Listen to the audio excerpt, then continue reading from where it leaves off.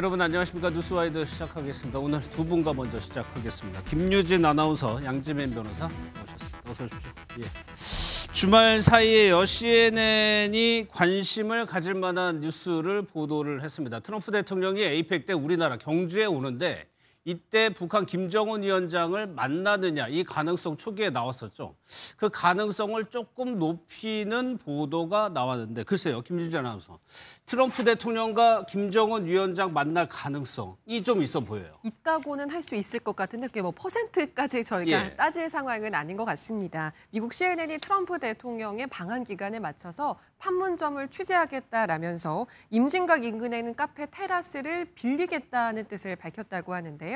CNN 관계자들에 따르면 이달 초 임진각 평화누리공원 안에 있는 이 카페에 연락을 해서 트럼프 대통령이 방문할 것 같다. 이달 29일부터 다음 달 1일에 이곳에서 방송을 하겠다. 이런 계획을 밝혔다고 하고요. 이 대관 의사와 함께 실제로 예약금을 모두 지급을 한 상태인 것으로 전해지고 있습니다. 예. 이 카페가 어디 있는 데인지 대략적으로 한번 보면요. 여기가 서울이고 파주입니다. 그러면 임진각이 저 위에가 있죠. 그러니까 판문점이 저 카페에 가면은 테라스에 가면은 판문점이 보인다는 얘기입니다. 이 자리를 CNN이 이미 예약금을 두고 에이펙이 열릴 때 예약을 했다. 그러면 양 변호사님, 이 카페가 도대체 어떤 곳입니까? 이 CNN이 직접 대관한 카페의 경우에는요, 파주시 문산읍에 위치한 대형 카페라고 합니다. 방송을 실제로 할 수 있을 정도의 규모라고 지금 알려지고 있는 상황이고요. 일단 우리나라에서 민간인이 접근을 할 수 있는 최북단에 위치한 카페로 알려지고 있습니다. 그리고 말씀해 주신 것처럼 카페에는 저렇게 테라스가 마련이 되어 있는데요. 테라스에서는 판문점 지역이라든지 아니면 철책 그 너머의 북한 땅까지도 날씨가 좋으면 다 볼 수 있다고 합니다. 예. 그리고 CNN이 이 카페 예약을 하면서 뭐 특별한 부탁을 했다면서요? 맞습니다. 다른 매체 예약은 받지 말아달라. 그러니까 단독으로 쓰겠다는 얘기죠. 만약에 양국 정상의 만남이 성사가 된다고 하면 여기만큼 방송하기 좋은 환경이 찾기가 어렵잖아요. 그렇기 때문에 그런 것을 대비해서 좀 단독으로 사용하고자 했던 그런 의지를 표명한 것으로 보이고요. 또 실제로 이 CNN 관계자의 말처럼 트럼프 대통령이 판문점을 찾는다고 하면 보안상의 문제가 있을 수 있기 때문에 그런 점에 있어서도 이런 요청을 했을 수도 있겠다는 생각을 해볼 수 있습니다. 하지만 아직까지 트럼프 대통령이 판문점을 찾는다든지 뭐 이런 구체적인 계획이나 관련된 일정이 밝혀진 바가 없기 때문에 지금으로서는 두 사람이 만나게 될 가능성이 있다 없다 확답을 하기는 어려운 게 사실입니다. 우리 정부도 이 부분에 대해서 뭐 부인을 하는 게 아니고 잘 모른다는 취지로 입장을 냈습니다. 단순히 CNN이 이 카페를 예약했다고 해가지고 만날 가능성을 얘기하는 것이 아니고 판문점을 관할하는 것이 유엔군 사령부입니다. 그러니까 양 변호사님, 유엔군 사령부도 뭔가 좀 움직임이 있어요. 맞습니다. 이 유엔군 사령부도요, 트럼프 대통령 방한 기간 동안 공동경비구역 JSA의 특별 견학을 중단하게 될 것으로 지금 알려지고 있는 상황입니다. 원래 이 공동경비구역에 대해서는 특별 견학이 진행이 되고 있었습니다. 23년 7월에 중단됐다가 올해 5월부터 견학이 재개된 상황이었거든요. 그런데 이달 27일부터 다음 달 1일까지 에이펙 정상회의 주간에 판문점 특별 견학이 중단될 예정이라고 전해지다 보니까 그러면 트럼프 대통령이 혹시 방한 기간에 김 위원장과의 회동을 뭔가 제안하거나 아니면 실제로 물밑 작업으로 뭔가 이야기가 오고 가거나 이런 것 아니냐라는 이야기가 나옵니다. 사실 2019년도 판문점 회담을 생각해 보면 여기서 두 사람이 만났었죠. 그러니까 이번에도 혹시 그거를 대비하는 거 아니냐는 가능성이 나오고 있습니다. 전문가 연결해서 실제 가능성 한번 짚어보겠습니다. 조한범 통일연구원 석좌연구위원 전화로 연결돼 있습니다. 최 위원님 나와 계시죠? 예, 안녕하세요. 위원님도 그 CNN 보도 보셨을 때 이런 정황들이 실제로 김정은 위원장과 트럼프 대통령 만날 가능성 좀 있다고 보세요? 가능성이 있죠. 왜냐하면 우리 정부 입장도 초기에는 뭐 비관적이었다가 최근에 흐름이 좀 바뀌고 있어요. 가능성을 배제할 수 없다는 쪽으로. 그러니까 지금 보면 가능성은 전 반반으로 보는데. 반반이요? 왜냐하면 반반이라고 이게 제일 안전하거든요. 근데 이 반반이 가능성이 없는 상황에서 반이 돼버린 거죠. 그러니까 가능성이 커지고 있는 반반이라는 거죠. 왜냐하면 트럼프 대통령은 뭐 김정은 만난다고 뭐 입만 열면 얘기했잖아요. 취임 당일날도 주한미군한테 전화 걸어서 김정은 잘 있냐고 물어봤고요. 캠페인 때 계속 러브레터 얘기했고 김정은 예. 잘 돼. 김정은 언급한 게 한두 번이 아니에요. 그런 상황에서 9월 21일 날 김정은 위원장이 북한 최고인민회의, 북한 국회에 연설하면서 뜬금없이 트럼프 대통령과 좋은 추억을 가지고 있다고 말했거든요. 그랬죠. 예. 좋은 추억 없어요. 왜냐하면 2019년 2월 하노이에서 트럼프 대통령한테 노딜 그 충격을 받아서 정치적으로 큰 상처를 받았거든요. 예. 근데 좋은 추억이 있다라는 얘기는 이 얘기는 만나겠다는 얘기죠. 그러니까 양측이 만날 의사를 상당히 지금 강하게 표시하고 있다. 거기다가 지금 러우 전쟁은 이제 뭐 젤렌스키 뭐 설전 또 있었지만 어쨌든 강제로라도 지금 휴전을 시키고 싶은 게 트럼프 생각이고. 예. 이스라엘 하마스는 거의 마무리 단계거든요. 예. 그러면 올해 뭐 노벨 평화상 못 받았다고 뭐 얘기하면서도 이건 작년 거고 2024년 거야. 이 얘기는 내는 건 자기가 받겠다는 얘기거든요. 그랬죠. 예. 그러면 3대 주요 문제 중에 김정은과의 문제만 해결하면 사실 노벨 평화상 받을 자격이 있거든요. 예. 그러니까 지금 가능성은 점점 높아지는 거죠. 예.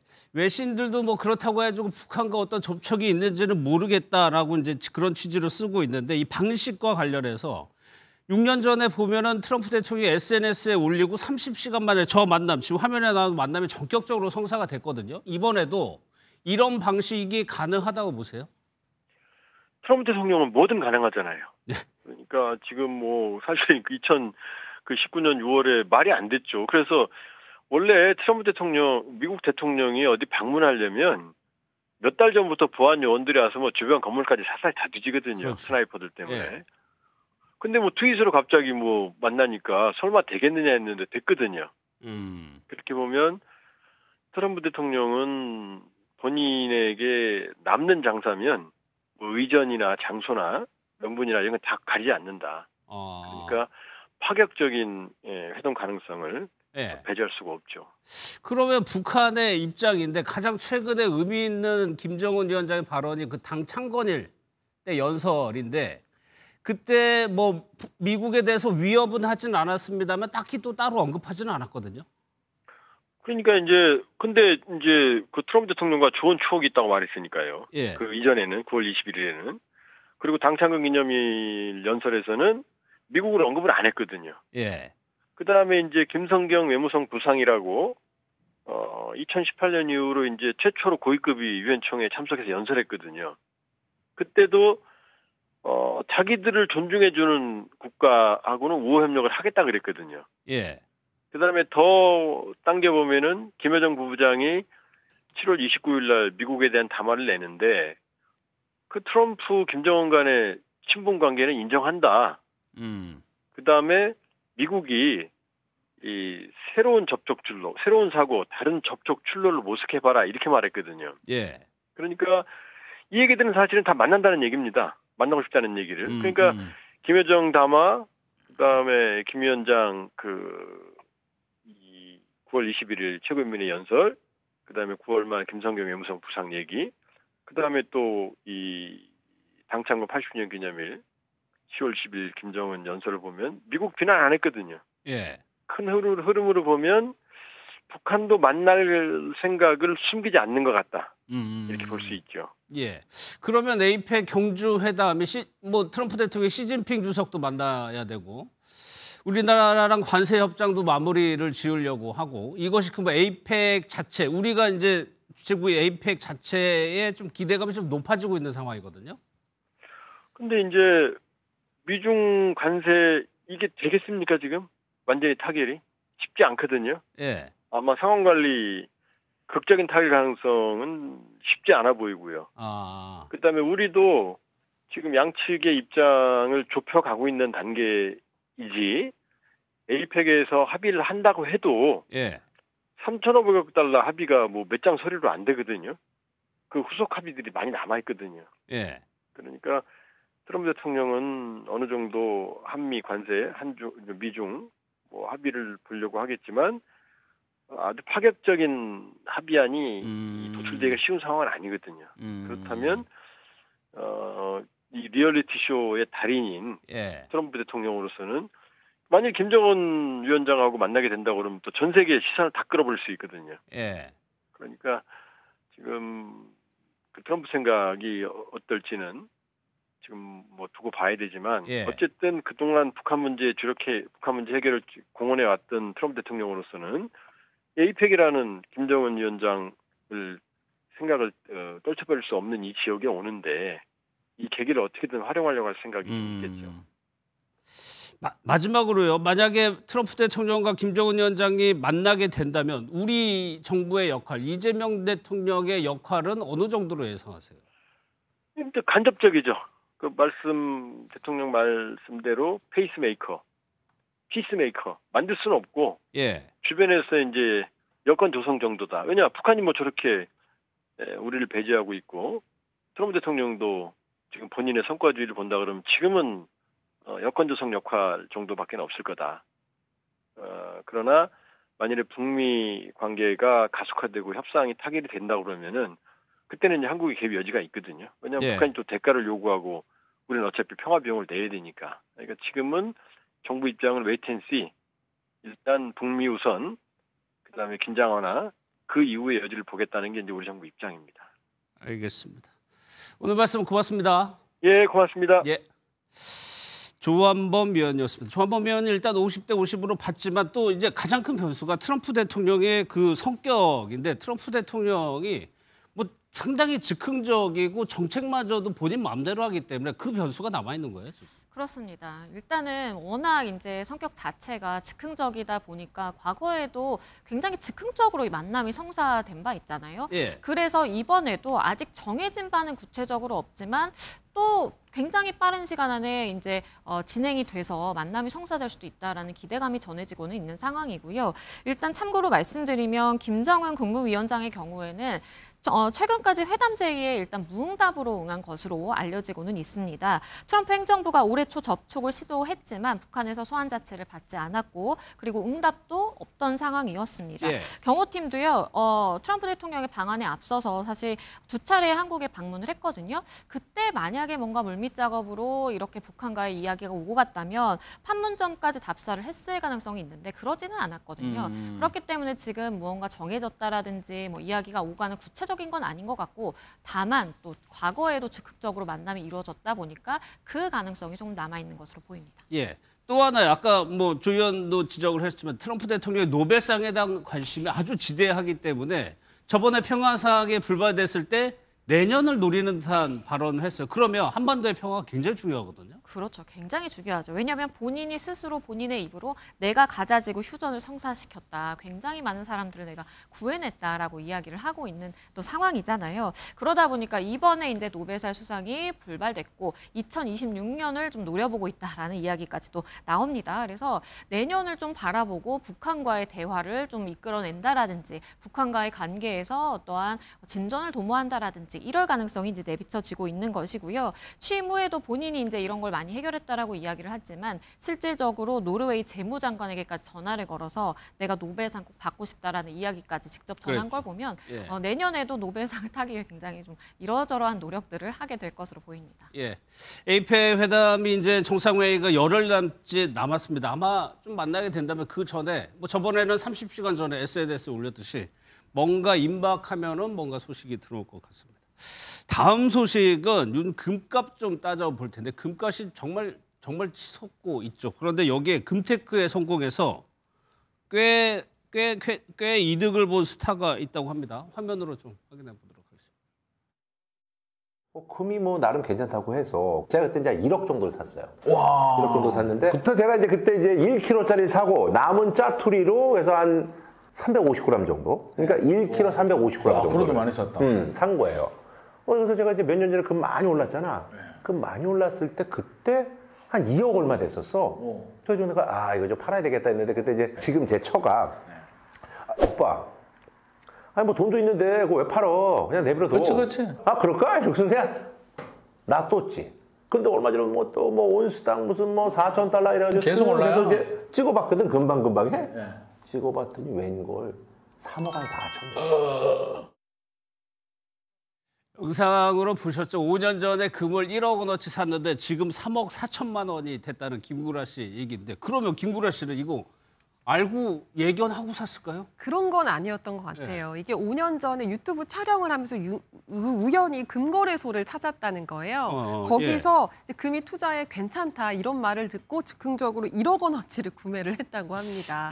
그게 당시에 1억 원이면 1kg에 350g까지 금을 살 수가 있었다고 해요. 근데 보셨지만 이게 금값이 이후로 꽤 올라서 2억 원 정도 수준이 됐을 때 약간 2배 정도 된 거니까 그때 자기는 팔려고 했다는 거예요. 아, 그런 생각 들죠. 근데 옆에서 아내가 그걸 굳이 왜 파느냐 그냥 두라 이런 말을 듣고서 결국 팔지 않고 그냥 뒀더니 그때 1억 원어치가 지금 3억 4천만 원어치까지 더 올랐다는 거죠.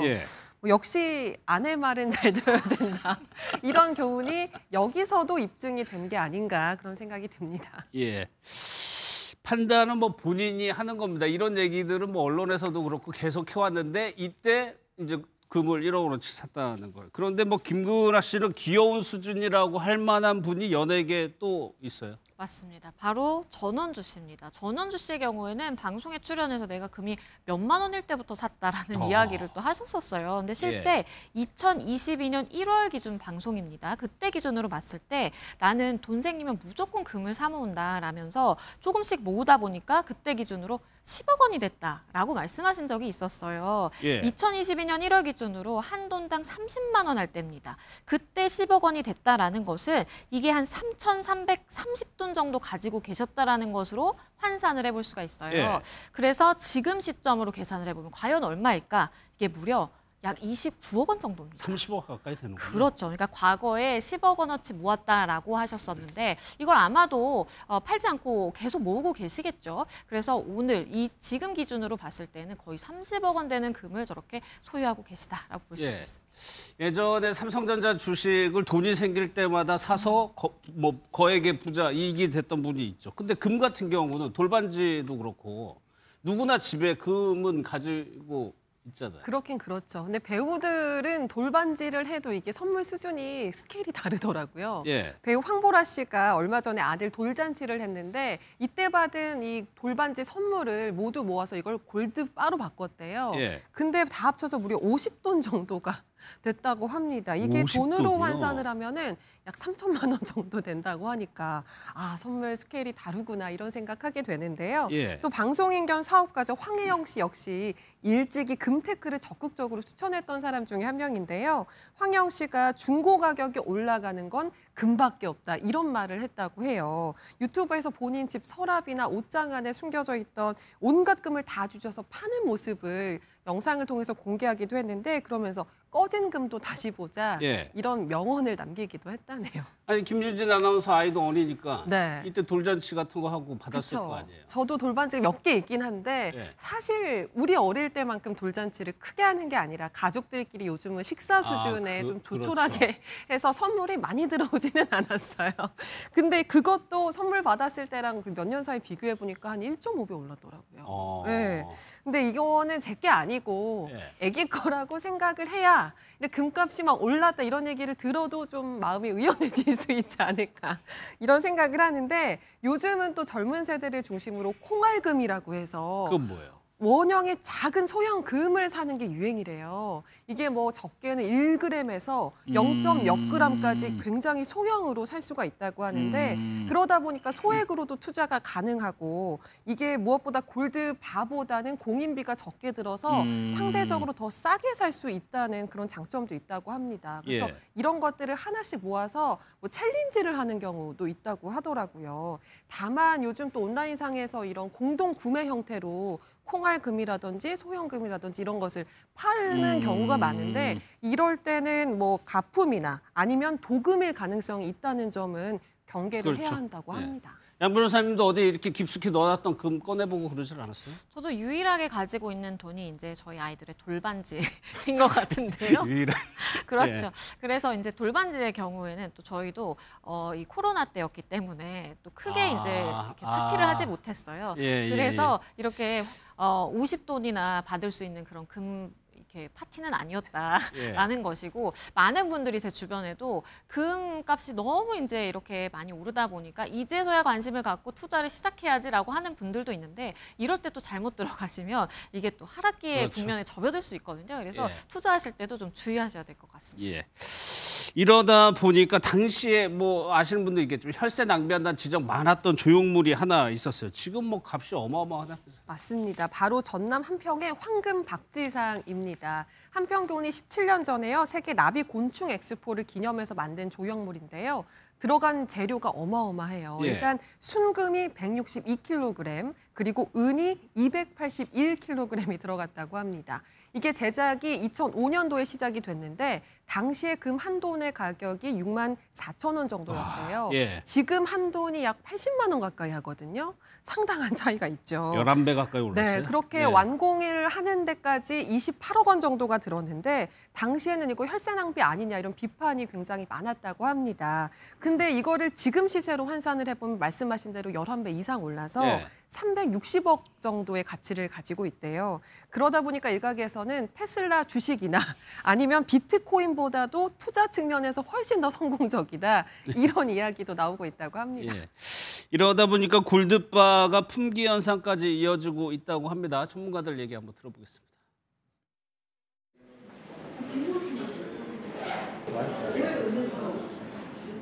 그렇게 기다리는 것도 상관없다. 물건만 달라. 그냥 물밀듯이 몰려오고 있습니다. 골드바랑 실버바 수요 급증에 따라서 판매가 지금 중단된 상황이고요. 그런데 특이한 현상이 보신 것처럼 골드바 매장은 화랑인데 정작 돌반지 파는 가게 금방 같은 때는 사람이 없다면서요? 그렇죠. 왜냐하면 금값이 너무 오르다 보니까 지인들에게 이렇게 돌이나 아니면 뭐 커플링을 맞추거나 이러려고 갔다가도 너무 비싸니까 이게 사지 못하고 돌아오는 경우가 많습니다. 그러다 보니까 그러니까 한 돈에 사실 돌반지가 80만 원이 넘잖아요. 지인들에게 이렇게 가볍게 선물하기에는 너무 부담스러운 가격이어서 실제 저렇게 골드바 매장에는 사람이 몰리지만 저렇게 반지라든지 귀금속 매장에는 사람이 텅텅 빈 상황이라고 하고요. 상인들의 이야기를 빌리자면 IMF 때보다 더 힘든 것 같다라는 이야기를 할 정도로 골드바에는 수요가 몰리고 저런 귀금속 가게에는 정말 사람이 하나도 없는 그런 상황으로 지금 보입니다. 오늘 아침에 뭐 다들 놀라셨을 것 같습니다. 굉장히 추웠어요. 설악산에서는 첫눈이 내렸습니다. 맞습니다. 눈 떠보니까 가을이 삭제되고 겨울이 왔다. 이제 이런 기사들도 많이 보이더라고요. 실제로 서울의 아침 기온이 5.3도, 파주는 4.5도까지 내려가면서 굉장히 쌀쌀한 아침이었습니다. 이렇게 전국에 갑작스럽게 초겨울 추위가 나타난 가운데 설악산 등 고지대에는 올해 첫눈이 관측되기도 했는데요. 아직 단풍 구경도 채 못했는데 첫눈이 왔다고 하니까 뭐 가을이야 워낙 짧아서 아쉬운 계절이기도 하지만 이렇게까지 짧아도 되는 건가 이런 생각이 들긴 합니다. 이제 겨울이 눈까지 내리고 겨울이 오면 생각나는 간식이 있는데 사실 이 간식이 지금 화제가 되고 있습니다. 맞습니다. 바로 계란빵입니다. 놀라운 사실은요. 계란빵이 이 CNN이 선정한 세계 50대 빵에 선정이 됐다라는 겁니다. 지난 18일에 CNN이 발표를 했어요. 계란빵을 세계 50대 빵으로 발표를 하면서 계란 한 개가 전부 들어가는 간식이고 1인용 밀가루빵이다라고 이렇게 소개를 했고요. 뜨겁게 구워져서 하루 종일 언제든지 즐길 수가 있고 아침 대용으로도 든든하고 또 아이들 간식으로도 굉장히 좋다라고 보도를 하기도 했습니다. 뭐 저희한테는 너무 흔해가지고 이렇게까지 보지는 않았는데 여기 밑에 보면은 그러니까 계란빵이 어떤 빵들, 세계의 어떤 빵들과 어깨를 나란히 했는지를 보면은 좀 위상을 알 수가 있어요. 맞습니다. 왜냐하면 프랑스 하면 우리가 바게트 떠올리잖아요. 프랑스의 바게트라든지 멕시코 하면 이 또띠아 생각나는데 또띠아라든지 중국의 샤오빙, 일본의 카레빵과 이렇게 어깨를 나란히 했다라고 하니까 우리가 길거리에서 흔히 마주하는 그러한 계란빵으로 치부하기보다는 뭔가 바게트와 어깨를 나란히 하는 그러한 빵으로서의 이제 인정을 받았다라는 또 이야기도 나오고요. CNN이 밝히기로는 다양성을 반영하고 또 기억에 많이 남고 또 독특한 재료를 사용했거나 아니면 상징적인 지위를 고려해서 이렇게 선정을 했다라고 밝혔습니다. 예. 그러면 외국인들이 계란빵에 어떤 매력에 그렇게 주목했을까요? 일단은 CNN이 표현하기를 계란빵의 매력에 대해서 예. 빵 한 덩이 안에 숨은 보석이 있다라는 표현을 썼더라고요. 예. 아무래도 외국인들 입장에서는 빵 안에 계란 하나가 통째로 들어간다는 사실이 좀 신기한 모양인 것 같아요. 여기에 햄이나 치즈, 파슬리 등 여러 부재료들이 들어가서 감칠맛을 더한다. 이렇게 극찬을 아끼지 않고 있고요. CNN은 또 계란빵에 대해서 한국인들이 긴 겨울을 나는데 도와주는 따뜻한 간식이다. 배도 채우고 온기도 더해주는 장점이 있다. 이렇게 굉장히 구체적으로 이야기를 했더라고요. 예. 물론 이거는 뭐 개인의 기호가 가미된 거지만 겨울 간식하면은 기존에는 붕어빵이었잖아요, 우리는. 그렇죠. 여전히 그래도 붕어빵의 인기가 굉장히 높습니다. 온라인 마켓에서요. 전년 대비 판매가 35% 정도 증가를 하고 이 증가세가 굉장히 꾸준하다라고도 전해지고요. 그 외에도 이제 호빵 많은 분들이 또 좋아하시는데 호빵도 한 온라인 마켓에서 조사를 해보니까 전년 대비 판매가 100%가 증가할 정도로 그리고 요즘에는 이제 어른 젊은 세대에서도 호빵을 먹는 게 굉장히 좀 예스럽지 않고 뭔가 유행처럼 이렇게 번지는 그런 현상도 있더라고 하고요. 또 여전히 우리 곁을 든든하게 지켜주는 군고구마 내지는 그렇죠. 이 군밤도 저렴한 가격에 이렇게 좋은 식품을 즐길 수 있다라는 또 매력적인 부분 때문에 매년 이렇게 겨울이 되면 이야기가 나오곤 합니다. 양 변호사님 몇 가지 뭐 겨울 간식 얘기해 주셨는데 김유진 아나운서는 뭘 즐겨 먹긴 하나요? 아유 그럼요. 저는 붕어빵 특히 좋아하는데 예. 임신했을 때 남편한테 붕어빵을 한번 사오라고 한 적 있거든요. 근데 그걸 까먹은 거예요. 위험한데. 예. 울었던 기억이 지금도 생생합니다. 알겠습니다. 누군가는 여기서 마무리하고요. 정치권 소식 보러 가겠습니다. 김윤석 대통령에 대해서 뭐 전당대회 기간이든 이후든 간에 면회를 갈 생각이 있으신지? 지금은 저도 갈 수는 없습니다. 활동하는 변호사가 아니기 때문에 저도 지금 사실 면회가 막혀 있습니다. 면회가 막혀 있고 저는 당대표가 된다면 당의 대표로서 적절한 시점에 면회가 허용된다면 저는 면회를 가겠습니다. 네. 우리 당원들께서 만들어주신 우리 당의 대통령을 지켜내지 못했습니다. 압도적인 힘을 모아주십시오. 보수의 심장을 다시 뜨겁게 하겠습니다. 저는 전당대회 기간 중에 제가 당원들과 국민들께 약속드렸던 것은 특별한 사정의 변화가 생겨서 그것을 지킬 수 없는 상황이 아니라면 저는 지키도록 하겠습니다. 네 분과 짚어보겠습니다. 김유정 전 민주통합당 의원, 이승훈 전 민주당 전략기획 부위원장, 최경철 매일신문 편집위원, 정광재 전 국민의힘 대변인 나오셨습니다. 어서 오십시오. 네, 안녕하세요. 장동혁 국민의힘 대표가 윤 전 대통령을 면회를 다녀온 사실이 알려져서 오늘까지도 이 논란이 계속 이어지고 있습니다. 10분간 면회를 했고 특별 면회가 아닌 일반 면회 형태라는 것입니다. 이거 최 의원님께 먼저 여쭤볼게요.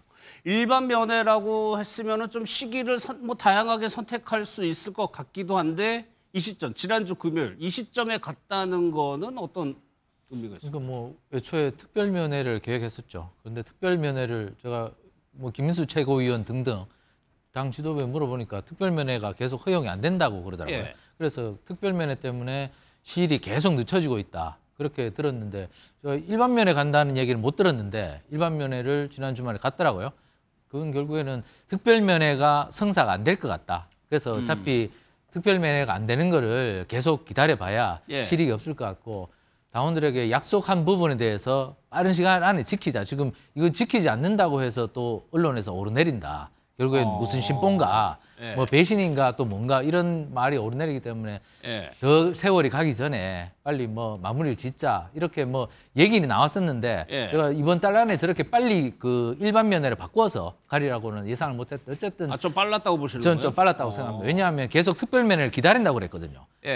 그리고 뭐 대통령을 뵈러 가는데 특별 면회를 가는 것이 맞겠죠. 일반 면회는 사실 뭐 당대표가 가는 그 차원의 형식이나 내용이나 그리고 겉보기나 별로 뭐 격식에 맞지 않아서 특별면회 맞는데 저렇게 빨리 간 것은 특별면회가 성사되지 않는다고 판단했는 것 같습니다. 그리고 그것을 자꾸만 끌었을 때 당원들이나 여러 언론에서 또 다른 의구심을 낳고 이것 때문에 또 당에 누를 끼칠 수 있다. 그래서 빨리 뭐 지금 8월 전당대회가 있었으니까 지금 2달 정도가 지났으니까 그 더 시기가 가기 전에 빨리 종지부를 찍고 새로운 그 당의 노선으로 가자 이렇게 판단을 한 것 같습니다. 그럼 정광재 대표 지금 뭐 당원 전당대회 약속을 지키기 위해서라고 지금 대표는 얘기하고 있지만 이것이 당원들이 빨리 가라 이런 좀 여론이 있었습니까? 그런데 이건 시점이 어느 때가 됐던 간에 논란이 됐을 겁니다. 가라고 하는 사람들 분명히 있죠. 장동혁 대표를 이번에 대표로 만들었던 많은 지지자들이 아마 왜 약속했는데 가지 않느냐라고 얘기했을 거고요. 반대로 가지 않는 것이 좋겠다라고 얘기하는 분들도 많이 있었을 겁니다. 그런데 언젠간 가야 하는 것이라면 저는 가능한 빨리 가는 것이 장동혁 대표로서는 어떤 숙제를 먼저 하는 기분이었을 것 같아요. 갈 거면 빨리 가는 것이. 만약에 이 시점이 더 늦어져서 연말이나 뭐 내년 연초쯤으로 간다고 한다면 당장 내년 6월 3일이면 지방선거가 있습니다. 이 지방선거에서 강성 지지자들에게만 호소해서는 선거에서 이기기 어렵다는 점 장동혁 대표 모를 바 아닐 겁니다. 그렇다면 계속해서 시기가 늦춰지면 아마도 내년 6월에 있을 지방선거에 더 큰 부담이 될 수 있다는 점. 또 하나는 왜 안 가느냐고 하는 사람들의 이야기를 고려해야 한다는 점. 이 두 개를 고려한다면 여건이 허락하는 상태에서라면 가장 이른 시점으로 했을 가능성이 크죠. 그러나 이것이 잘한 결정이냐라는 부분에 대해서는 추후에 얘기할 기회가 있겠지만 다양한 해석들이 나오고 있는 겁니다. 그럼 최현님 안 가는 방법은 검토할 수 없었을까요? 아니 정치인이 약속을 했으면 건가요? 안 간다면 그에 따른 명분이 있어야 되겠죠. 그러나 그에 따른 뚜렷한 명분이 없는 상황에서 숙제를 안 하기는 뭐 정광재 대표님 표현처럼 어려운 상황이었기 때문에 저는 뭐 어찌 됐든 이것은 넘어야 할 하나의 산이기 때문에 지금 이 시점에 반드시 넘어야 된다고 생각합니다. 그렇기 때문에 이것을 뭐 질질 끌거나 아니면 뭐 또 다른 명분을 내세워서 또 뭐 지연 전략을 쓰거나 이것은 뭐 당원들에 대한 도의가 아니기 때문에 이번 시점에 일반 면회라도 다녀온 것은 이 과제를 잘 마무리했다. 왜냐하면 이것으로 갖고 계속 국민의힘이 딜레마에 쌓여 있어서 안 되거든요. 그렇기 때문에 이 산을 넘어서 새로운 산으로 나가는 또 하나의 길을 만들었다. 저는 뭐 이렇게 평가하고 싶습니다. 알겠습니다. 여기에 대해서 민주당 정청래 대표는 내란 수계를 미화했다고 표현을 했습니다. 개혁신당의 이준석 대표도 비판에 동참을 했는데 그 목소리 한번 들어보겠습니다. 국민의힘은 위헌정당 해산 심판의 날이 멀지 않았음을 명심하시기 바랍니다. 공당의 대표가 그런 내란 수기를 미화하며 응원하다니 국민에 대한 심각한 배반 행위입니다. 구구선동 장동혁 구탄 기자회견을 시작하도록 하겠습니다. 내란 수계 면회망동 장동혁을 규탄한다. 탄핵을 당하고 이미 매우 중한 혐의로 재판을 받고 있는 전직 대통령에게 무엇을 그렇게 얻을 것이 있다고 저렇게 달라붙느냐. 저는 정부적 판단 능력에 상당한 오류가 있다 이렇게 생각합니다. 여권에서는 지금 내란 청산을 외치고 있고 보신 것처럼 아예 규탄 기자회견까지 열 정도로 이거는 여권으로서는 놓칠 수 없는 사안임에도 불구하고 갔다. 왜 갔다고 보세요? 일단은 본인 주장대로 당대표 선거할 때 공약이었다고 얘기하고 있지 않습니까? 그래서 적절한 시점에 가겠다라고 본인이 했던 바니까 지방선거 더 근접하기 전에 빨리 해치우자, 다녀오자 이런 생각이 먼저였을 것 같고요.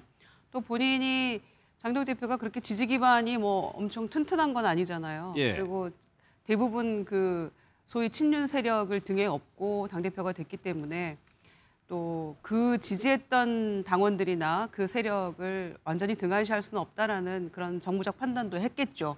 그 입장에서는. 그러나 정청래 대표나 이준석 대표가 이야기한 바대로 그야말로 정무적 판단도 제대로 못한 것 같고 본인들이 국민들 입을 통해서도 또 민주당 입을 통해서도 뭐 위헌정당 심판 청구 이런 얘기 나올 때마다 펄쩍 뛰었었는데 당대표가 직접 나서서 소위 내란 수계 피의자를 향해서 굳이 이렇게 면회를 갔어야 됐는가라는 점에서는 보수 언론에서도 도하 지적하고 있는 것처럼 민심은 정말 안중에도 없는 것인가 이런 비판을 받아도 마땅하다고 생각하고요.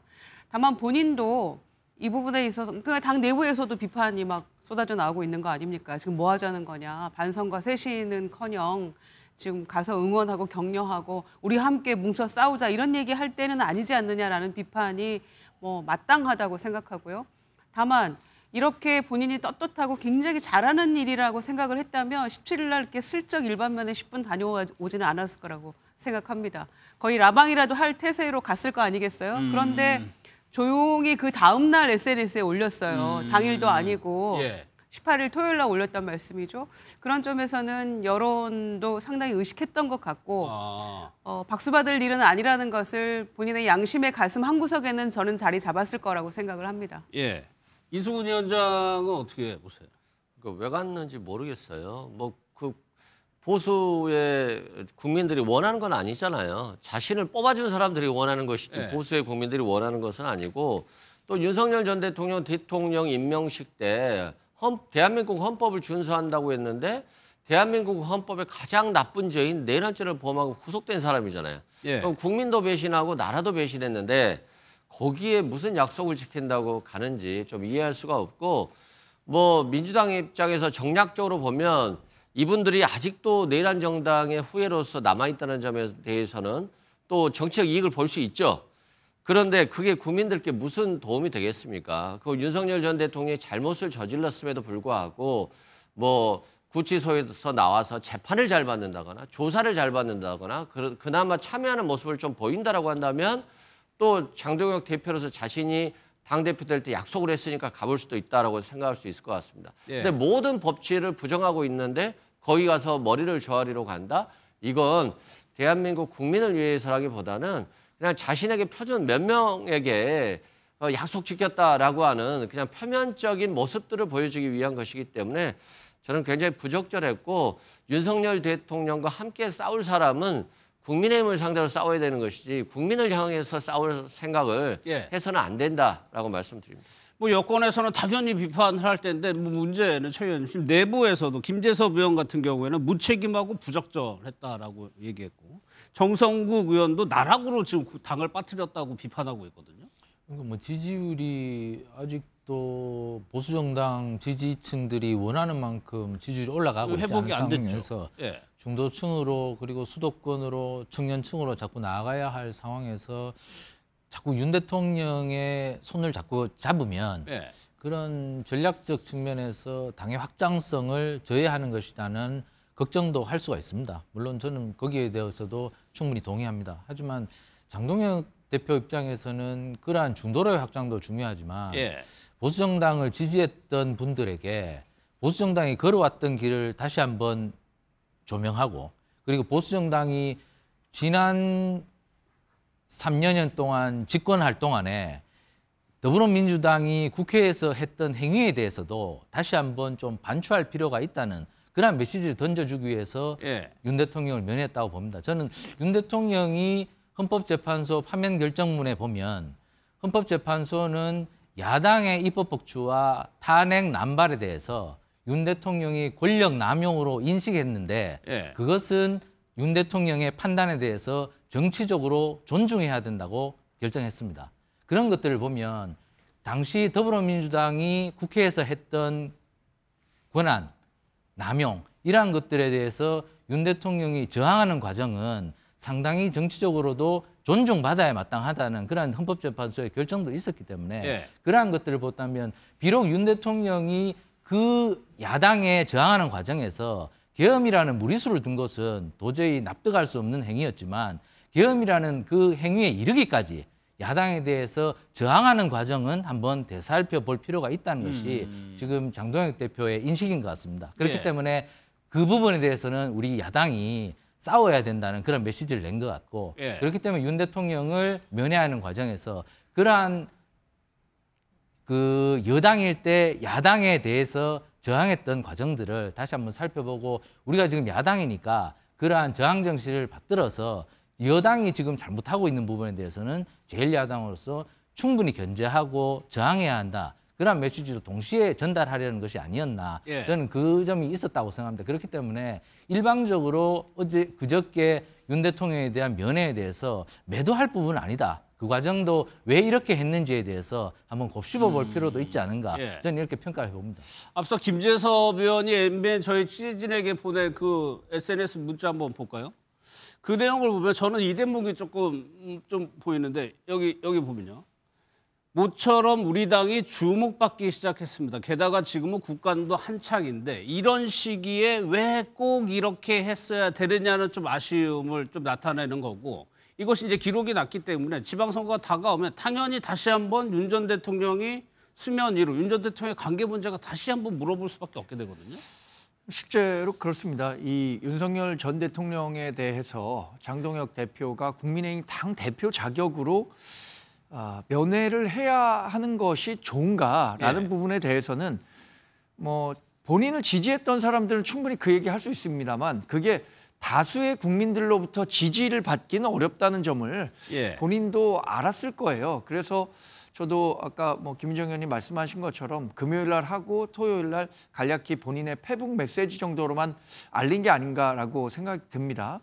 당내 분위기도 상당히 엇갈리는 분위기예요. 그러나 전체적으로 당 대표가 한 행동이기 때문에 이것을 목소리 내서 아주 강도 높게 비판하는 목소리는 사실 좀 크지는 않은 편입니다. 뭐 김재섭 의원이라든가 친한계를 대표하는 정성국 의원 정도가 단체 이 텔레그램 방에서도 장동혁 대표에 대해서 좀 강도 높게 비판을 했는데 그런 딜레마를 장동혁 전 대표는 분명히 해결해야 할 책무가 있다고 생각합니다.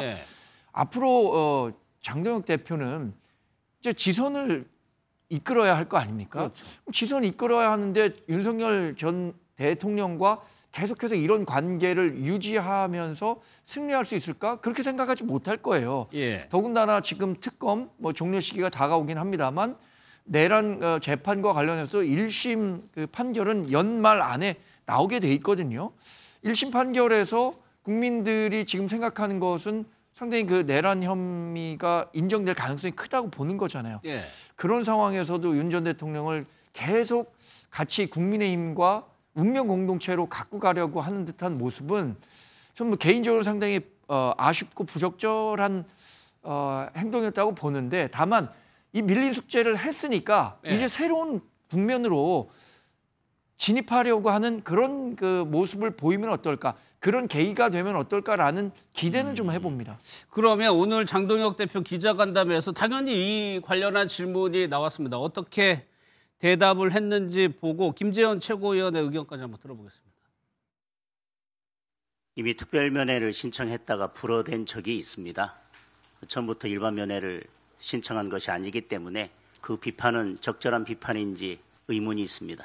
그리고 이번 면회는 제가 전당대회 기간 때부터 약속했던 것들을 지킨 것이고 당의 전직 대통령이었던 분에 대한 인간적인 예의를 다한 것입니다. 정치인은 약속을 지키는 것, 신의를 지키는 것이 그 생명이라고 생각합니다.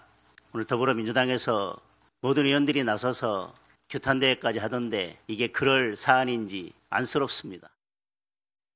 장동혁 대표께서 그 빠른 시일 내에 윤석열 전 대통령을 면회하겠다고 공개적으로 약속을 했고 뭐 그 약속을 지키는 과정이라고 생각을 하고 있습니다. 그래서 이번 면회가 있기 전부터 뭐 장동혁 대표께서 그 개인적인 약속을 지키는 것은 지극히 당연하고 마땅한 일이라고 이미 그 생각을 해왔고 또 그렇게 말씀드렸습니다. 장동혁 대표는 두 가지를 강조했습니다. 전직 대통령, 같은 당 전직 대통령에 대한 인간적인 예의와 약속, 신의를 얘기했는데 최 의원님께 여쭤볼게요. 이것이 친한계, 비주류와 지금 지도부의 갈등까지도 좀 확산될 가능성이 있을까요? 뭐 그 갈등이 확산될 가능성이 있다면 한동훈 대표가 오늘 좀 나섰겠죠. 이 면에는 별로 국민들께서 수용성이 부족하고 납득할 만한 명분이 굉장히 적다. 이렇게 한동훈 전 대표가 나섰을 터인데 한동훈 전 대표께서 지금 말씀 안 하시는 거 보면 그냥 친한계 일부의 그냥 뭐 단순 비판이다. 이렇게밖에 볼 수 없을 것이고 그리고 뭐 이것을 갖고 계속해서 논란을 확산시킬 필요는 없지 않습니까? 제가 볼 때는 이건 뭐 제가 아까도 말씀드렸다시피 새로운 길을 가기 위한 그 전의 길을 정리하는 차원이기 때문에 이것은 뭐 과거의 얽매인다기보다는 미래에 대한 확장 그리고 미래에 대한 개척의 차원이기 때문에 저는 과거에 얽매인다는 그런 프레임에 만약에 동의한다면 국민의힘 당원들의 생각이 짧은 것이고 그렇기 때문에 저는 뭐 그러니까 앞으로 가기 위한 일보 전진의 발걸음이다. 그리고 뒤를 매달리기 위한 것은 아니기 때문에 당내에서 더 이상 여기에 대해서 왈가왈부할 가능성은 없다. 저는 이렇게 판단합니다. 알겠습니다. 그런데 여기서 또 불만을 제기하는 게 윤석열 전 대통령 측의 이제 변호인단에서도 불만을 제기하는 게 이게 이승훈 위원장께 여쭤볼게요. 특별 면회가 있고 일반 면회가 있습니다. 그런데 일반 면회 같은 경우에는 뭐 김계리 변호사의 표현이에요.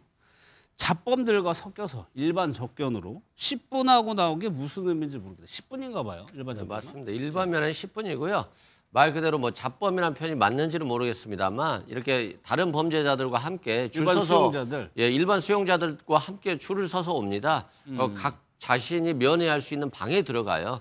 그리고 면회자는 한 3명 정도까지 되는데 한 10분이거든요. 그리고 그 대화 내용은 다 녹음되고 있고 촬영됩니다.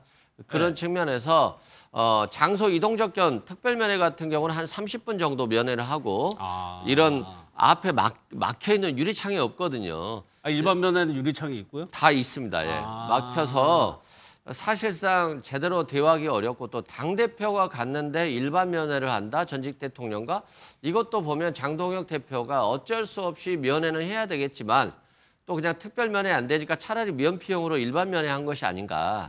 이런 측면에서 이제 김계리 변호사 등 윤석열 측 변호인의 어떤 이런 비판인 것 같고요.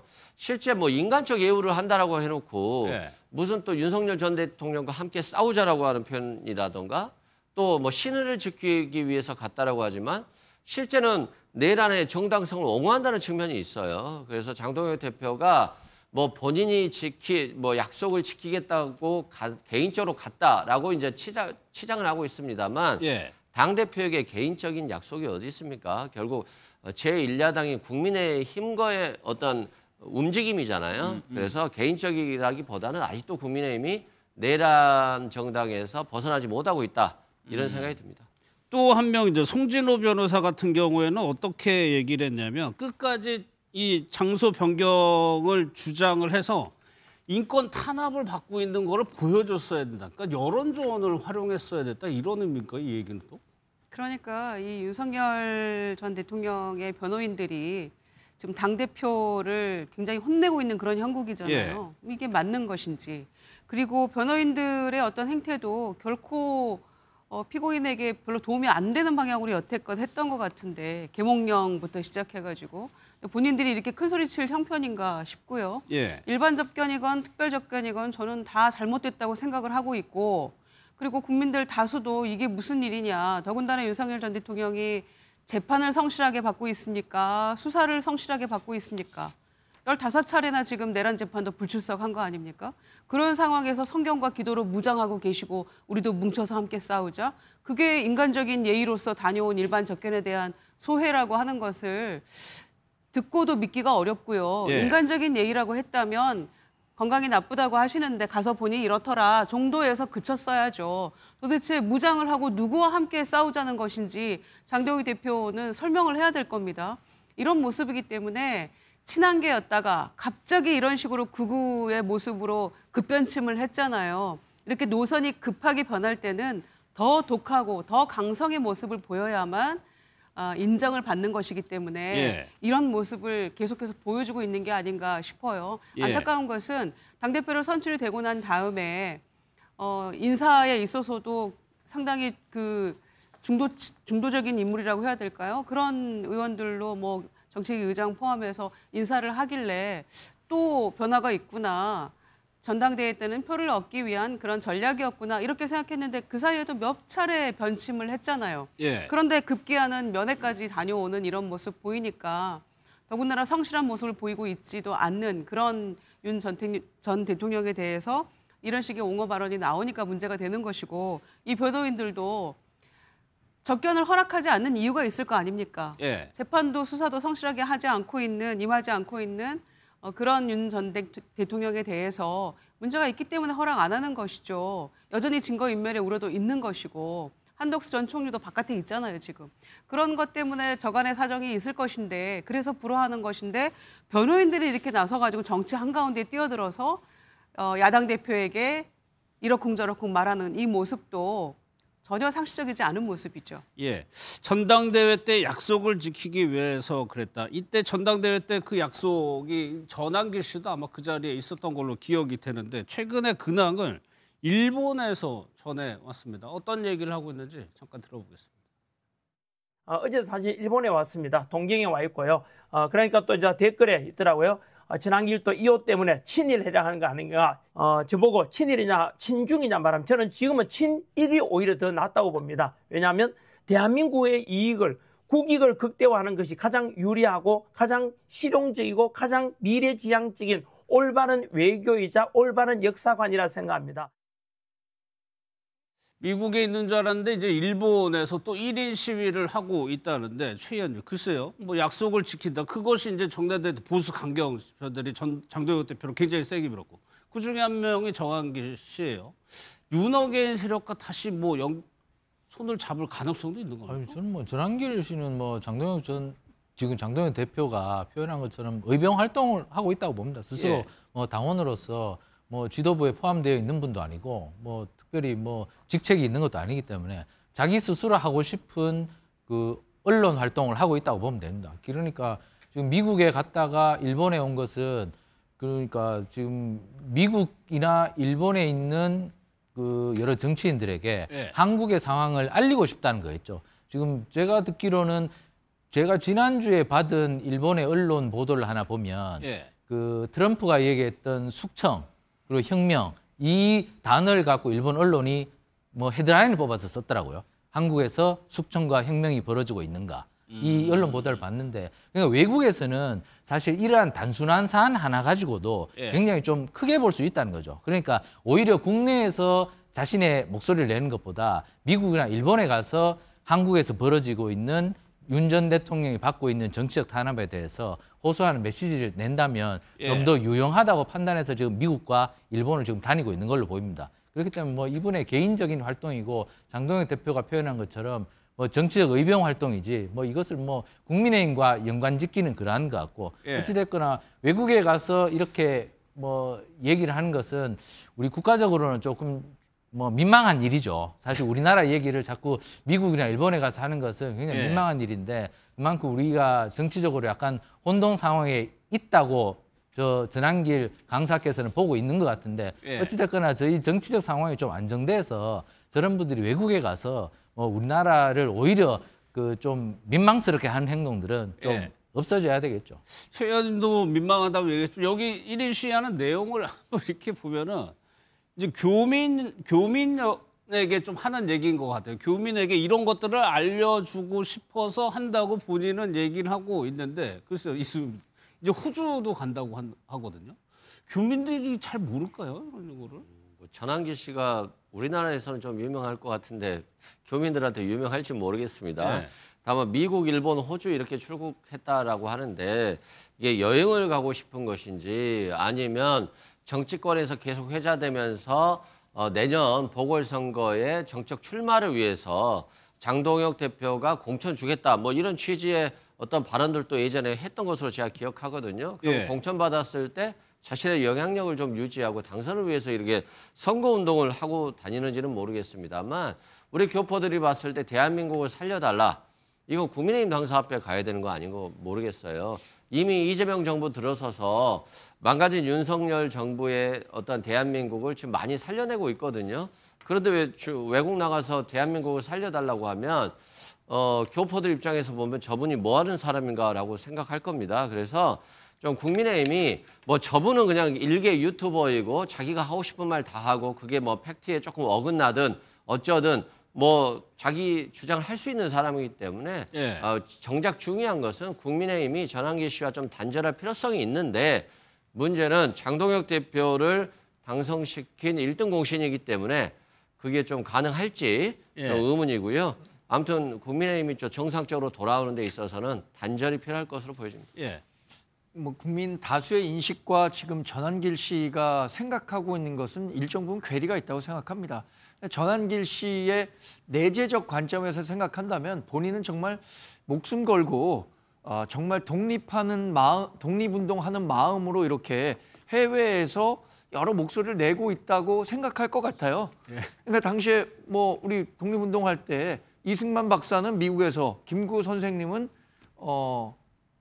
중국에서 독립운동 했던 거 아닙니까? 예. 전환길 씨가 지금 생각하는 거 그냥 전환길 씨 입장에서 설명드리자면 지금 이재명 대통령의 국정 운영과 관련해서는 자유민주주의를 정말 위협하는 수준의 독재를 일삼고 있다라고 하는 것을 해외에 있는 분들에게 알리고 싶은 거겠죠. 예. 또 하나는 미국과 일본, 호주 이렇게 세 나라를 가면서 저런 메시지를 내고 있는데 세 나라 모두 미국의 퓨 리서치라는 데가 있습니다. 반중 정서, 이 반중 정서가 어느 국가에 가장 높게 형성돼 있는가를 조사해 보면 우리나라를 포함해서 이 4개 국가에서 굉장히 높게 형성돼 있습니다. 지금 뭐 쓴 메시지도 보면 친중 뭐 이런 얘기들을 하고 있잖아요. 그러니까 이 어떤 반중 메시지를 고리로 해서 4개 나라에 뭐 그런 메시지를 던지려고 한 건 아닌가라는 생각도 해봅니다. 메시지가 지금 전달하고 있는 게 그렇거든요. 예. 전환기 씨가 무슨 민주투사도 아니고 전환기 씨의 어떤 일거수일투족에 대해서 내키는 대로 다니고 있는 것 같은데 본인 발길 닿는 대로. 그런데 이렇게 정치적 해석까지를 해야 되는지 잘 모르겠고요. 예. 또 하나는 뭐 미국에서 망명을 제안받았다 뭐 이런 얘기까지 하고 있는데 그럼 본인 망명을 하시든지 또 공약을 지키는데 이렇게 목매는 장동혁 대표 전환기 씨 공천을 주시든지 뭐 이런 식으로 풀어나가면 되지 않겠어요? 전환기 씨 제명해야 된다고 하니까 제명 안 하고 있고 또 뭐 문제냐라고 얘기하는 사람이 여전히 국민의힘 내부에 있기 때문에 저는 뭐 대한민국 국익을 위해서 친일을 해야 된다 뭐 이런 팻말 들고 다닌다고 하는데 주장도 하고 무슨 주장하는 바가 무엇인지도 잘 모르겠고요. 그래서 친일하기 위해서 대통령 관저에 흰옥기탕과 다다미방을 들였던가 윤석열 정권에서는 이런 생각까지 하게 되는데 그냥 본인의 유튜브 수익 사업을 위해서 저는 이렇게 다니는 거라고 생각하기 때문에 정치적을 해석할 필요도 없고 그 정도의 어떤 의미 부여가 굉장히 공허하다라고 생각합니다. 알겠습니다. 다음 정치권 이슈는 국민의힘이요. 김현지 실장에 대해서 의혹을 하나 제기했는데 왜 휴대전화 교체가 좀 뭐 교묘하다 시점이 그 얘기인 것 같습니다. 박정훈 의원의 얘기 한번 들어보겠습니다. 김현지 제1부속실장의 휴대전화 교체 내역을 입수해서 여러분들께 설명드리고자 합니다. 이재명 대통령이 사법 리스크로 굉장히 어려움이 있을 때마다 그때마다 폰을 교체한 사실을 저희가 확인을 했습니다. 지금까지 알려진 것으로 김 실장은 이재명 대통령의 사법 리스크 컨트롤 타워 역할을 해왔다. 이런 증언들이 나와 있습니다. 그렇기 때문에 이런 행위들은 증거인멸 행위로 볼 여지가 충분하다는 게 제 판단입니다. 박정훈 의원이 김현지 실장의 휴대전화 교체 내역을 오늘 공개를 했는데 이번은 국감 때 있었고 또 과거에 보면은 이런 시기 때마다 김현지 실장의 휴대전화가 교체가 됐다는 겁니다. 그 시점이 뭐 이재명 대통령에게는 꽤 뭐 중요하고 의미 있는 날에 바꿔서 뭔가 뭐 박정훈은 지금 증거인멸 의혹을 얘기하고 있었는데 최 의원님, 그러니까 김현지 시장이 뭐 지금 민주당이 해명을 또 내놓긴 했습니다만 전화를 교체하려고 했던 시점이 좀 묘하다 이런 건가요? 약정이 다 돼서 뭐 바꿨다는 그런 뭐 민주당 얘기도 있던데 그건 조금 공색한 변명인 것 같고요. 전화기를 저렇게 자주 바꾸는 사람은 잘 없죠. 전화기가 비쌉니다. 요즘 전화기가 신형에 200만 원씩 합니다. 근데 이걸 200만 원씩 뭐 몇 달에 한 번씩 이거 바꿀 만큼 뭐 저분이 그렇게 부자인지는 잘 모르겠지만 200만 원짜리 전화기를 저렇게 자주 바꾼다는 것은 무언가 사연이 있겠죠. 그러니까 사연이 있다면 그건 결국에는 지금 별로 궁색한 변명이라도 내놓지 않고 있는데 좀 이상한 거죠. 그러니까 이게 김현지 비서관에 대해서 자꾸만 의혹이 쏟아지는 것은 김현지 비서관이 지금 공무원으로서 공직 수행을 하고 있는데 정상적인 공직 수행을 하지 않으면서 자꾸만 문제가 발생되고 있는 겁니다. 제가 지금 문재인 정부하고 한번 비교를 해볼게요. 문재인 정부 때는 문재인 대통령의 최측근인 국정상황실장 윤건영 국정상황실장에 대해서 모두가 다 알았습니다. 윤건영 국정상황실장은 대학은 어디 나왔고 고향 어디고 언제부터 무슨 활동을 했고 모두가 다 공개가 돼 있었습니다. 그렇기 때문에 그 다음에 그리고 조국 민정수석이 수석 중에 왕수석이었습니다. 그럼 조국 수석에 대해서 모르는 사람이 없었습니다. 모두가 조국 수석이 뭘 했고 조국 수석은 항상 페이스북도 공개적으로 했고 공개의 원칙에 하에서 대통령실에 있으면서 공직수행을 했거든요. 근데 지금 김현지 실장은 지금 저분에 대해서 아는 것도 없고 그리고 저분에 대해서 끊임없이 전화기를 바꿨느니 뭐 애지중지현진이 그런 자꾸 이해 못할 일들이 자꾸만 꼬리표를 붙으면서 따라다니고 있거든요. 예. 그것은 결국은 김현지 실장이 자신에 대해서 공개를 하지 않고 그리고 자신이 받는 의혹에 대해서 말씀을 하지 않고 있기 때문에 빚어지고 있는 현상입니다. 사실 제가 문재인 정부 때 청와대를 출입했습니다마는 당시에 윤건영 실장이나 조국 수석 이런 분들은 기자들하고도 만났습니다. 예. 그리고 심지어 방송도 나왔어요. 근데 지금 저분은 지금 그때와는 너무나 다른 행태를 보이고 있어서 예. 지금 사실 민주당 내부에서도 좀 의문의 꼬리표를 붙이고 있거든요.